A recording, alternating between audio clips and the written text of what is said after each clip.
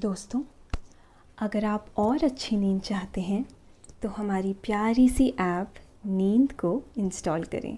इस ऐप पर आपको एक्सक्लूसिव स्लीप स्टोरीज़ मिलेंगी और आप बिना यूट्यूब प्रीमियम के भी इन स्टोरीज़ को बैकग्राउंड में सुन सकेंगे।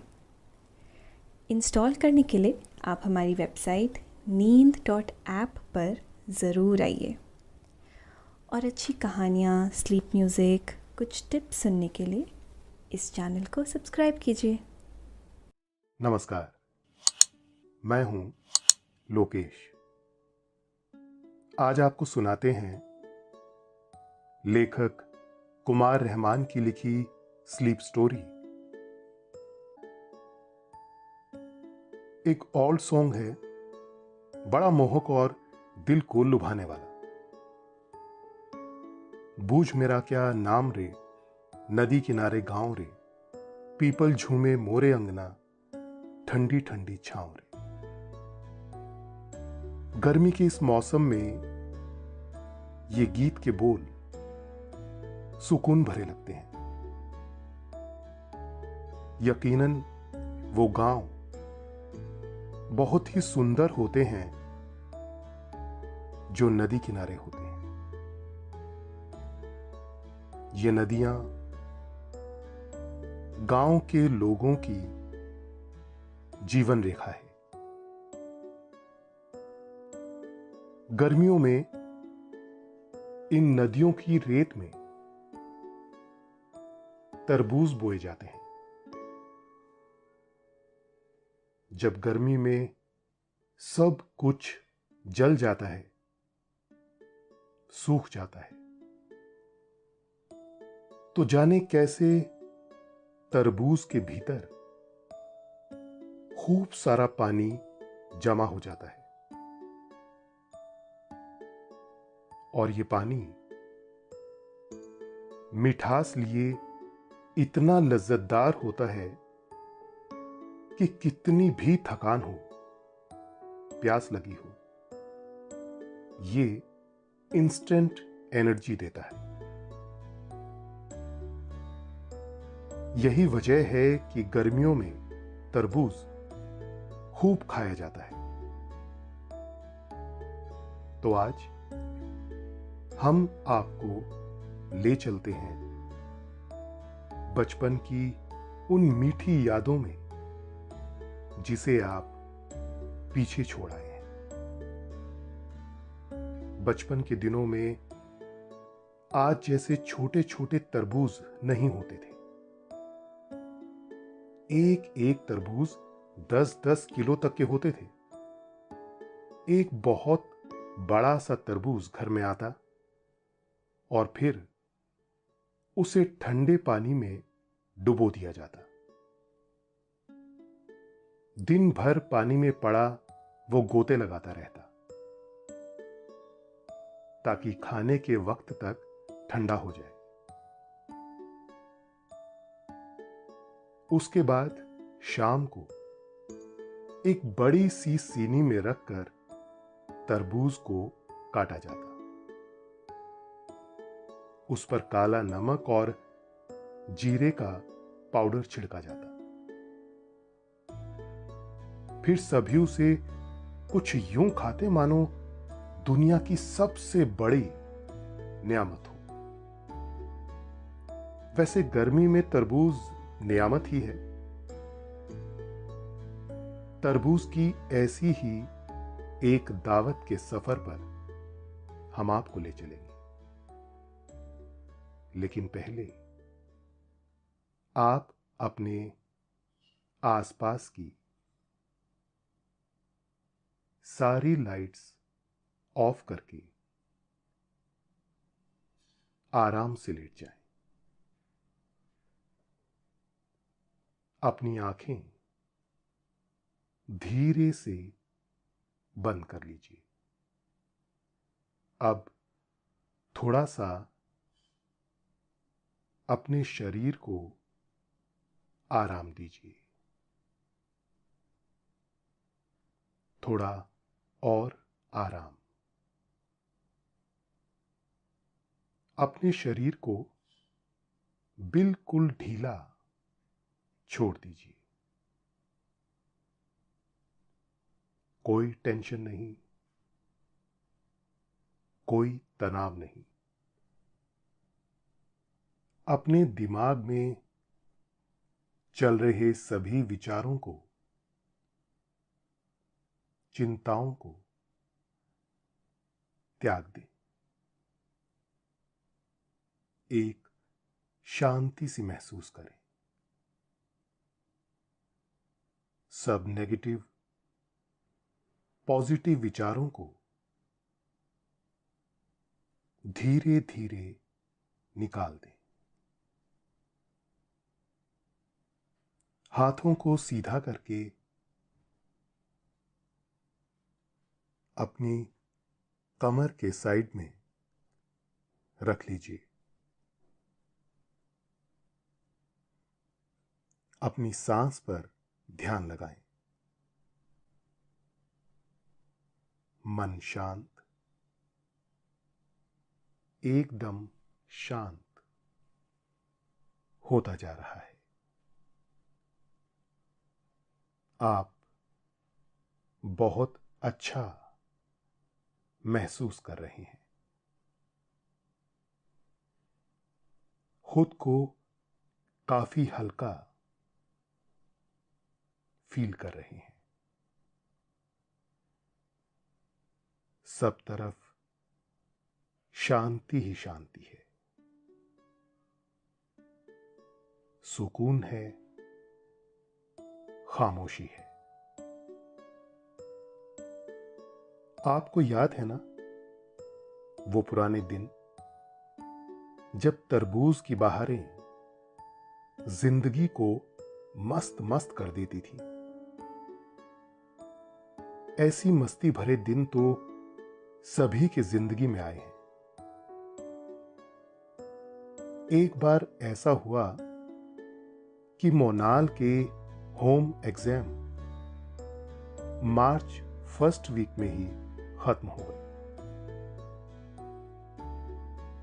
क्लास टीचर ने कहा कि लास्ट पेपर के दिन सभी को पिकनिक पर ले चलेंगे। पिकनिक कहां होगी, यह बड़ा अहम सवाल बन गया, क्योंकि पार्क तो सभी कई कई बार घूम चुके थे।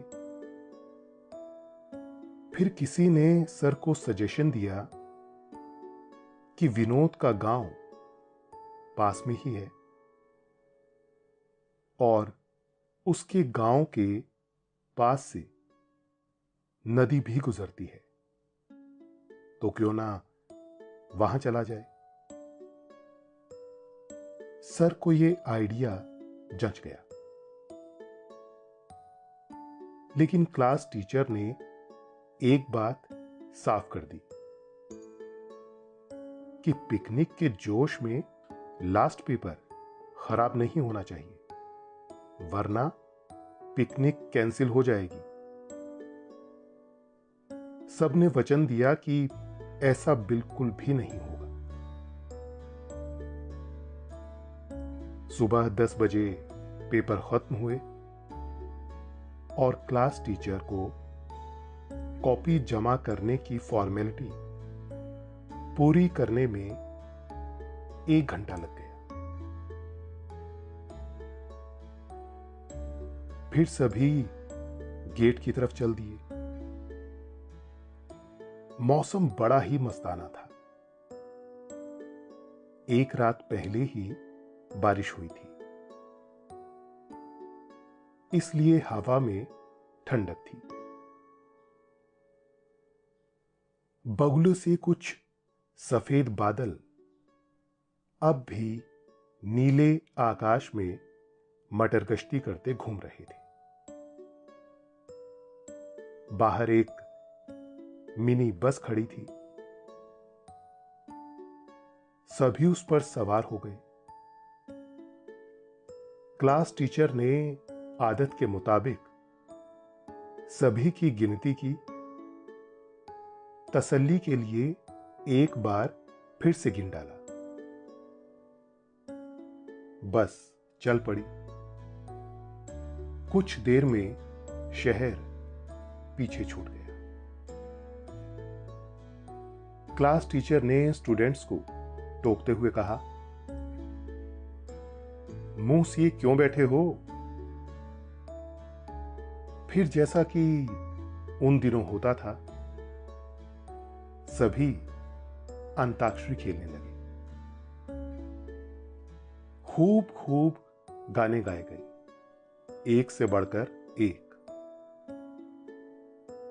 शाम में खूबी यह थी कि वो लड़कियों की आवाज में भी गा लेता था। उसके इस हुनर से सर बिल्कुल भी वाकिफ नहीं थे। जब उन्होंने उसका यह अंदाज देखा तो खूब हंसे। सर को हंसता देखकर श्याम सकपका गया और चुप हो गया। फिर सर ने उससे कहा, तुम रुक क्यों गए? मैं तो खुश होकर हंस रहा हूं, अच्छा गा रही हो। अब मोनाल भी कहां पीछे रहने वाला था। वो तुरंत ही शमशाद बेगम बन गया और राग छेड़ दिया। मेरे पिया गए रंगून, किया है वहां से टेलीफोन, तुम्हारी याद सताती है। वो कुछ इस तरह से आंखें मटका मटका कर और हाथों को नचा नचा कर गा रहा था कि सभी हंसते हंसते लोटपोट हो गए। फिर किसी को गाने का मौका ही नहीं मिला और बस गांव जाने वाली चकरोड की तरफ मुड़ गए।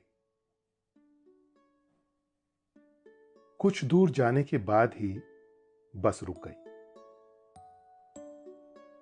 विनोद ने बस को हाथ देकर रुकवा लिया था।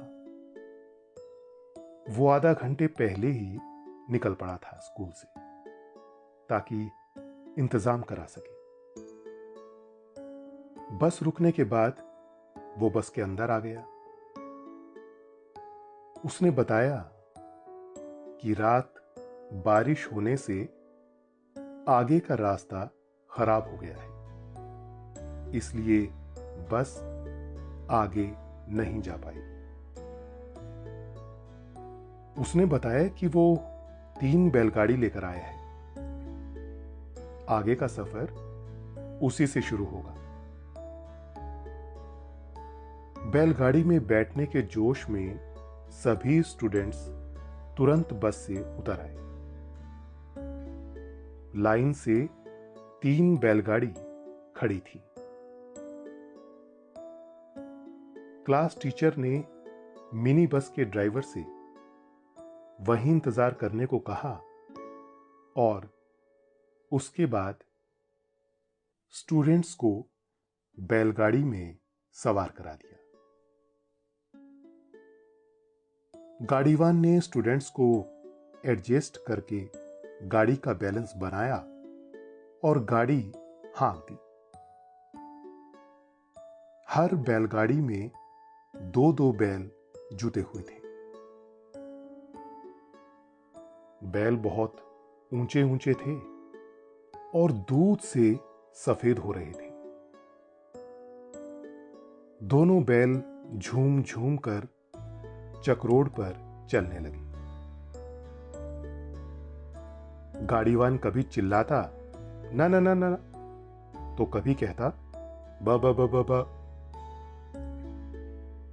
सभी स्टूडेंट्स भौचक्के कि आखिर ये न और ब का माजरा क्या है,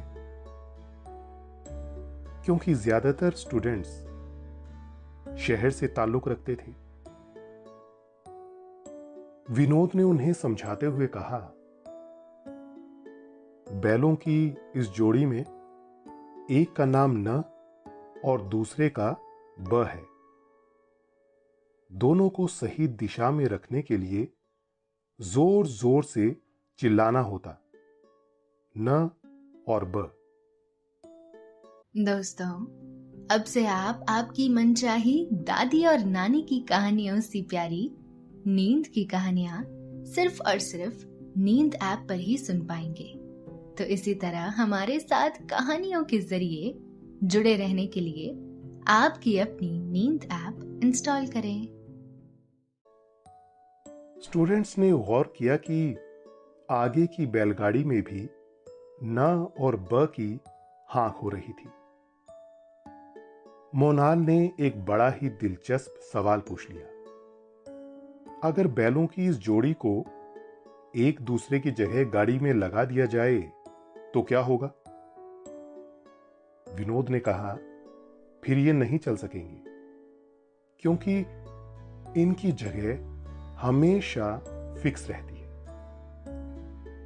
चाहे खेत जोतना हो या चाहे बैलगाड़ी में जोतना हो, ये अपनी जगह पर ही रहते हैं। अगल बगल से अदला बदली हो जाए तो ये ठीक से काम नहीं कर पाते हैं। मोनाल सोचने लगा कि गांव की जिंदगी भी कितनी मस्ती भरी है। यहां की हर चीज नियम से बंधी हुई है, लेकिन हर नियम बहुत सहज और दिलचस्प है।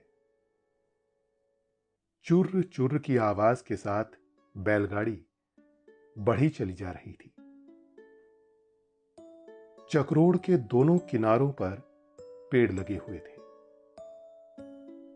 इन पर चिड़ियां चहचहा रही थी। कहीं बुलबुल तराना छेड़े हुए थी तो कहीं पर कोयल की कूक और पपीहे की पीहू पीहू सुनाई दे रही थी। पपीहे की आवाज सुनकर एक स्टूडेंट ने कहा, देखो देखो, पपीहा अपने साथी को बुला रहा है। कह रहा है, पी कहां, पी कहां।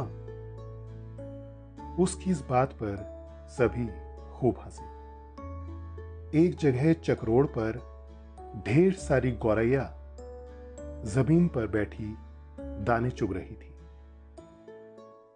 बैलगाड़ी जब नजदीक पहुंची तो वो उड़कर पास के पेड़ पर बैठकर ची ची करने लगी। तभी आसमान पर एक टिटहरी शोर मचाते हुए गुजर गई। कितना खूबसूरत दृश्य है यहां का, मोनाल सोचने लगा। सब कुछ कितना शांत और सुंदर है। कुछ देर बाद गाड़ी विनोद के दरवाजे पर पहुंचकर रुक गई। नीम तले कई सारी चारपाइयां पड़ी हुई थी। विनोद ने सभी को वहां बैठा दिया और फिर सभी ने जलपान किया। इसके बाद सभी नदी की तरफ पैदल ही चल दिए। सभी जाकर एक जगह रुक गए। नीचे की तरफ काफी दूर नदी बह रही थी। धूप में उसका पानी चांदी की तरह झिलमिल कर रहा था। जहां सभी खड़े थे वो जगह तकरीबन 10 फीट की ऊंचाई पर थी। एक ढलान वाला रास्ता नीचे की तरफ जाता था। सभी उस ढलान से दौड़ते हुए नीचे पहुंच गए। कुछ दूर जाने के बाद कई स्टूडेंट्स ठिठक कर रुक गए। वो बहुत गौर से तरबूज की बेल देख रहे थे। बीच बीच में गोल मटोल से बड़े बड़े से तरबूज पड़े हुए थे, खूब हरे हरे से। तरबूज तो सभी ने खाए हैं, लेकिन उन्हें उगे हुए देखने का अनुभव नया था। कुछ स्टूडेंट्स तो उन्हें उठा उठा कर अंदाजा करने लगे कि वो कितने वजन के हैं। मोनाल ने तो एक ऐसा तरबूज चुना जिसे उठाने में उसे दम लगाना पड़ा। वो तरबूज अंदाजन 10 किलो से ज्यादा वजन का था। तरबूजों के पास यूं भीड़ देखकर एक कुटिया से एक लड़का निकल कर आया। वो तरबूजों की रखवाली के लिए ही यहां रहता था। उसने नदी किनारे एक छोटी सी कुटिया बना रखी थी। विनोद को देखने के बाद वो समझ गया कि ये सब लड़के उसके दोस्त हैं और तरबूज खाने आए हैं। उसने ठोंक बजाकर 4-5 छोटे बड़े तरबूज बेल से काटकर अलग किए। उसके बाद सभी स्टूडेंट्स ने एक एक तरबूज उठाए और उसके पीछे चल दिए। उसने नदी किनारे रेत को खोदकर बनाए गए एक गड्ढे में तरबूज रख दिए। उसके बाद उस रखवाल ने एक नाली की रेत हटाकर रास्ता खोल दिया और गड्ढा नदी के ताजे साफ पानी से भर गया। तरबूज उसमें डूबने उतरने लगे।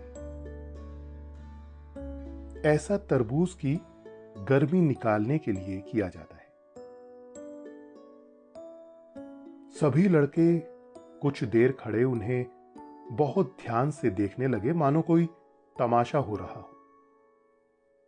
फिर सभी क्लास टीचर के साथ उस छोटी सी कुटिया में लौट आए। कुछ लोग वहां पड़े तख्त पर बैठ गए, कुछ खड़े रहे। सभी लड़के बारी बारी से उस रखवाले से तरबूज के बारे में पूछने लगे। कोई जानना चाहता था कि उसे बोते कैसे हैं, कब बोते हैं, क्या इसे सींचना भी पड़ता है, कितने दिन में तरबूज तैयार हो जाते हैं, कैसे अंदाजा लगा लेते हो कि तरबूज पक गया है। ऐसे ढेर सारे सवाल। रखवाला भी बड़ा ही होशियार था। उसने सभी सवालों के जवाब तसल्ली बख्श दिए। जिन लड़कों को तैराकी आती थी, सर ने उन्हें नदी में नहाने की इजाजत दे दी। सर खुद भी अच्छे तैराक थे, लेकिन वो किनारे खड़े होकर निगरानी करने लगे। नदी में ज्यादा पानी नहीं था, लेकिन फिर भी उन्होंने किनारे ही तैरने के लिए कहा। सभी ने नदी में खूब गोते लगाए। जो लड़के तैरना नहीं जानते थे, वो एक दूसरे पर पानी उछालकर खुशी मनाने लगे। कुछ देर तैरने के बाद सभी बाहर निकल आए और फिर तरबूज की दावत का दौर शुरू हुआ। रखवाले के पास एक छुरी थी। उसने तरबूज के कई सारे फांक कर दिए और फिर एक पुड़िया से निकालकर काला नमक और जीरे का पाउडर उन पर छिड़क दिया। ठंडा, मीठा और रसीला तरबूज सभी को बहुत मजा दे रहा था। मोनाल ने खुश होते हुए कहा, जो बात इस तरबूज में है, वो शहर में बिकने वाले तरबूजों में कहां?